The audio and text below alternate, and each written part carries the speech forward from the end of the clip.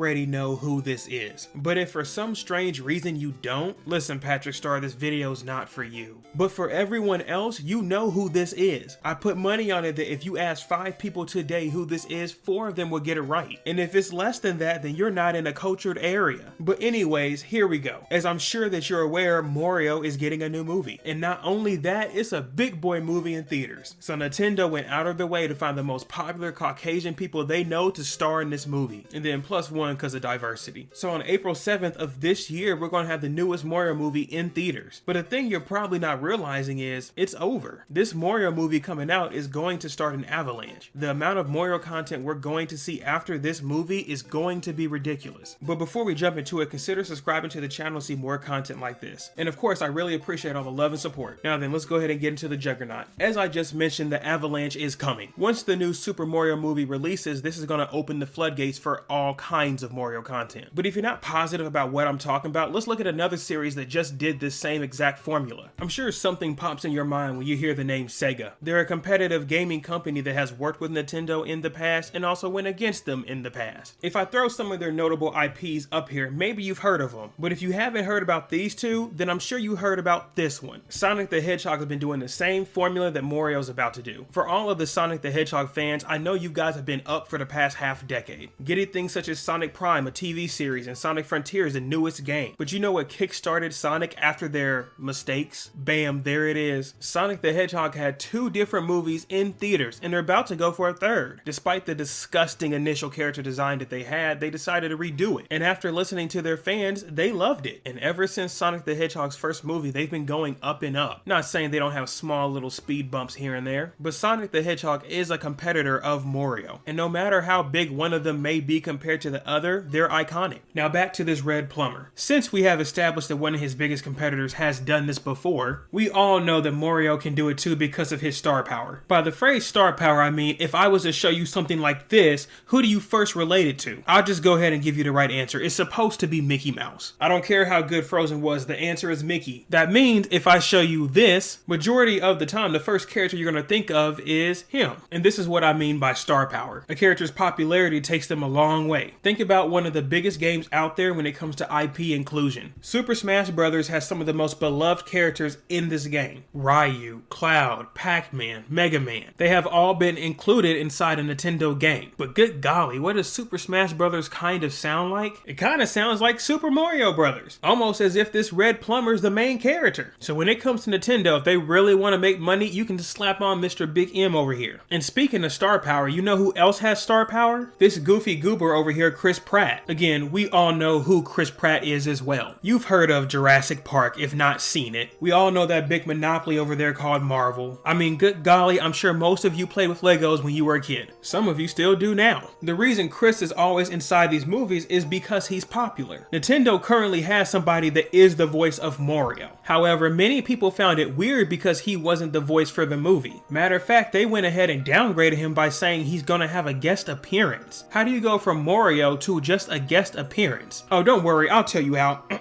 Star power. If the homie Charles was not portrayed like this, then maybe he would be in Chris Pratt's position. But truth be told, he's just not cool to Americans. If you would like to test it, we can ask the same question we asked before. Here's a screen with 2 different people. If you were to ask 5 different people around you who they are, I put money on it that majority of them will know Chris Pratt. But this fact is true for all the actors in the movie. Anya Joy, Charlie Day, Jack Black.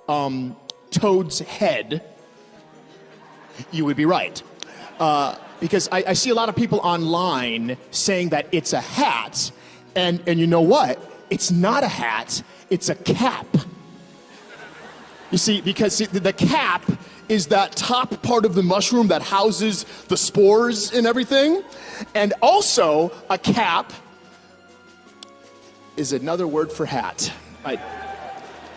I see how that, okay, Maybe not you. But despite the declining Keegan Key, bro, I cannot believe he said that, dude. There's just no way. You understand the point of what it means to be a star. Many characters within the Mario series themselves are stars. Majority of them are big enough to get their own games. I mean, what you know about Captain Toad's treasure tracker? Just be happy it's not Keegan Key's treasure tracker, bro.